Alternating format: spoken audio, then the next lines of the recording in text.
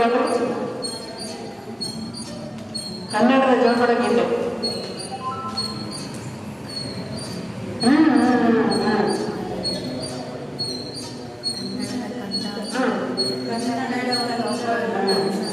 ಅಂದ್ರೆ ಆ ಜೋಗುಳ ಹಾಡ್ಬೇಕಾದ್ರೆ ಬೇರೆ ಹಾಡಲ್ಲ, ಈ ಹಾಡನ್ನ ಹೇಳುವಂಥದ್ದು.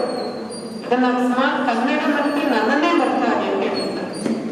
ಕನ್ನಡದ ಕಾಪಾಡು ಕನ್ನಡದ ಕಂದ ಅಲ್ವಾ? ಕನ್ನಡದ ಕಂದ ಮರೆತೆಯಾದರೆ ಎನ್ನ ಮರೆತಂತೆ ಜೋಗುಳದ ಹರಿಕೆಯು ಮರೆಯೇಸು ಚಿನ್ನ ಮರೆತೆಯಾದರೆ. ಅಂದ್ರೆ ಇದು ಯಾವ ವರ್ಷಗಳಲ್ಲಿ ಬಂದಿದ್ದು? ಅದು ಹೇಗಿತ್ತು ಅಂದ್ರೆ ಕನ್ನಡಕ್ಕೋಸ್ಕರ ಸಂಘರ್ಷ ಇತ್ತು, ತುಂಬ ಸಂಘರ್ಷ ಇತ್ತು. ಕನ್ನಡ ನಾಡು ಒಂದು ಮಾಡ್ಕೊಂಡೇ ಬರೋದು ದೊಡ್ಡ ಸಂಘರ್ಷ. ಇವತ್ತಿನ ದಿನ ಕರ್ನಾಟಕ ಆಗ್ತಿದೆ, ಆದರೆ ಅದರ ಹಿಂದೆ ತುಂಬ ಜನ ಬಲಿದಾನ ಮಾಡ್ತಾರೆ ನಮ್ಮ ಕನ್ನಡ ನಾಡಿಗೋಸ್ಕರ, ಕನ್ನಡ ಭಾಷೆಗೋಸ್ಕರ. ಏನು ಕಡಿಮೆ ಇತ್ತು. ಮೊನ್ನೆ ರಸಪ್ರಶ್ನೆ ಹೇಳ್ತಾ ಇದ್ರು, 100ಕ್ಕೆ 99.9 ಅಂಕಗಳು ನಮ್ಮ ಕನ್ನಡ ಭಾಷೆ ಸಿಕ್ಕಿದೆ. ಅಂದ್ರೆ ಯಾವ ಭಾಷೆ ತುಂಬಾ ವೈಜ್ಞಾನಿಕವಾಗಿ ಅದರ ಒಂದು ಹಿರಿಮೆಯಲ್ಲಿ ಯಾವ ಭಾಷೆ ಸಿಕ್ಕಿದೆ ಅಂತ ನಮ್ಮ ಕನ್ನಡ ಭಾಷೆ ಸಿಕ್ಕಿದೆ.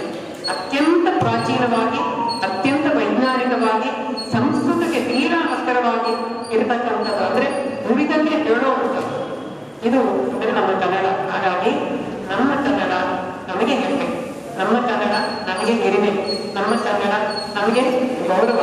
ಆ ಭಾಷೆ ಜೊತೆಗೆ ನಮಗೆ ದೇಶ, ಸಂಸ್ಕೃತಿ ಎಲ್ಲವೂ ಕೂಡ ಅಷ್ಟೇ. ಇನ್ನೊಂದು ನಿಮ್ಮ ಹತ್ರ ಹಂಚ್ಕೊಳ್ತೀನಿ, ನಮ್ಮ ಬಂಧುಗಳ ಹತ್ರ ಕೂಡ ಹಂಚ್ಕೊಂಡಿದ್ದೆ ಯೋಗ ಬಂಧುಗಳ ಜೊತೆಗೆ. ಹಿಂದಿ ಒಬ್ರು ಬಿಹಾರ್ ಕಡೆಯವರು, ಅವರು ಇದಕ್ಕೆ ಬಂದಿದ್ರು, ಇಲ್ಲಿಗೆ ಕಳಸ, ನಮ್ಮ ಮಲೆನಾಡು ಕಳಸ, ಅಲ್ಲಿಗೆ ಇದು ರೈಲ್ವೆ ಇದಕ್ಕೆ ಅಂತ ಹೇಳಿ ಅವ್ರು ಬಂದಿದ್ರು ಶಿಕಾರಿಯ. ಅಲ್ಲಿಂದ ಬರ್ಬೇಕಾದ್ರೆ 2 ದಿನ ಬೇಕು ಪ್ರಯಾಣ, ಇದಕ್ಕೆ ಮಾಡ್ಕೊಂಡು ಬರ್ಬೇಕಾದ್ರೆ ರಾತ್ರಿ 12 ಗಂಟೆ ಆಗ್ತಿತ್ತು ಅವರಿಗೆ ಮುಟ್ಟಬೇಕಾದ್ರೆ. ಇವರು ತಮ್ಮನೇ ಅಡಿಯಂತರ ರೀತಿ ಹಾಗಾಗಿ ಅವರಿಗೆ ರಾತ್ರಿ 12 ಗಂಟೆಗೆ ಕಾಂತವರಿಗೆ ಬಿಸಿನೀರು, ಸ್ನಾನ ಬಿಸಿನೀರು, ಬಿಸಿ ಬಿಸಿ ಕಾಫಿ, ಬಿಸಿ ಬಿಸಿ ತಿಂಡಿ ಮಾಡಿ ಮತ್ತೆ ಗಂಜಿ ಊಟ ಎಲ್ಲ ಮಾಡಿ ಕೊಡ್ತಾ ಇದ್ರಂತೆ. ಅದನ್ನ ಅವ್ರು ಹೇಳ್ಬೇಕಾದ್ರೆ ಅವ್ರಿಗೆ ಕಣ್ಣಲ್ಲಿ ನೀರು ಬರ್ತಿದ್ರು. ಅವ್ರಿಗೆ ಕಲ್ಸಕ್ಕೆ ಹೋದಾಗ ಅವ್ರ ಅಧಿಕಾರ ಕಲ್ಸಕ್ಕೆ ಅವ್ರು ಹೇಳ್ತಾ ಇದ್ರು, ಏನು ಕನ್ನಡದ ಜನ, ಈ ಮಲೆನಾಡು ಜನ ಅಷ್ಟು ಒಳ್ಳೆಯ ಅವರಿಗೆ ಸ್ವಭಾವ ಇದೆ. ಇದು ನಮ್ಮ ಕನ್ನಡ.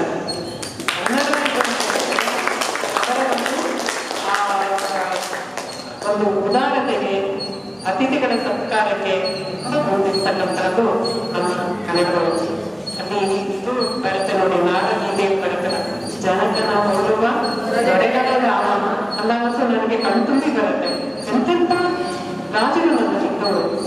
ಇಲ್ಲಿ ಕೃಷ್ಣರಾಜ ಒಡೆಯರವರಂತೂ ಈ ನಾವೇನು ಇಲ್ಲಿ ಅಣೆಕಟ್ಟು ಇದಕ್ಕೆಲ್ಲ ಆ ತಾಯಿ ಅವರ ಆ ರಾಣಿ ತಮ್ಮ ಮನೆಯಲ್ಲಿಟ್ಟು ಒಡವೆನ ತೆಕ್ಕೊಂಡಿದ್ದಾರೆ. ಅದಕ್ಕೋಸ್ಕರ, ಕಟ್ಟೋದಕ್ಕೋಸ್ಕರ ಎಷ್ಟು ಚೆನ್ನಾಗಿ ಬಂದಿದೆ ಅಂದ್ರೆ ಬೇರೆ ಎಲ್ಲ ರಾಜ್ಯಗಳಿಗಿಂತ ತುಂಬಾ ಚೆನ್ನಾಗಿದೆ ಕರ್ನಾಟಕ. ಅಂದ್ರೆ ಅದರ ಹಿಂದೆ ಯಾರು ದುಡಿದರೆ ರಾಜರು, ಮತ್ತೆ ವಿಶ್ವೇಶ್ವರಯ್ಯ ಅಂತಹ ದೊಡ್ಡ ಇಂಜಿನಿಯರು, ಅವರಿಂದ ಇದು ಇಷ್ಟು ಚೆನ್ನಾಗಿದೆ. ಅದಕ್ಕಾಗಿ ಇಲ್ಲಿ ರಾಜಕಾರಣಿ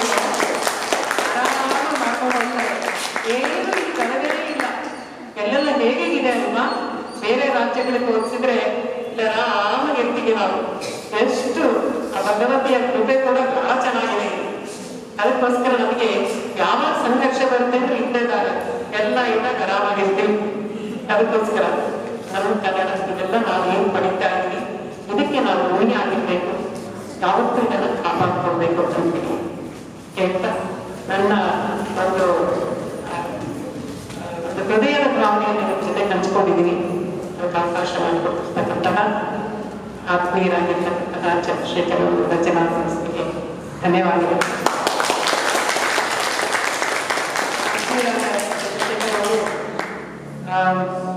ಮೊದಲು ಭಾರತ ರಾಷ್ಟ್ರೀಯ ಸ್ವಯಂ ಸೇವಕರಲ್ಲಿ ಸಂಘದಲ್ಲಿ ಪ್ರಚಾರಕರಾಗಿ ಸಾಕಷ್ಟು ವರ್ಷಗಳ ಕಾರ್ಯ ಮಾಡಿ ತುಂಬ ಅನುಭವ ಇರುವಂಥವ್ರು.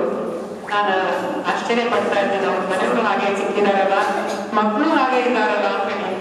ಎಲ್ಲ ಸೇರಿಕೊಂಡು ಅದು ಏನಾದ್ರೂ ಒಂದು ಮಾಡಬೇಕು, ಅದು ಸುಳಿ ಬಿಡಲ್ಲ, ಅದು ಸಮಾಜದ ಕಾರ್ಯಗಳನ್ನು ಮಾಡಬೇಕು, ಅದು ಒಳ್ಳೆದನ್ನು ಮಾಡ್ತಾ ಹೋಗ್ಬೇಕು ಅನ್ನೋ ನೀವು ನೋಡಿದ್ರಲ್ಲ ಅಲ್ಲಿ ಕುರ್ಚಿ ಇಟ್ರು, ಅವರೇ ಇಟ್ರು, ಅವರೇ ಇಟ್ರು, ಇದೆಲ್ಲ ಅದು ಏನು ಇರಲ್ಲ, ಮಾಡ್ಕೊಂಡು ಹೋಗ್ತಾ ಇರೋದಷ್ಟೇ, ಕಾರ್ಯ ಆಗ್ತಾ ಇರುವಂತ.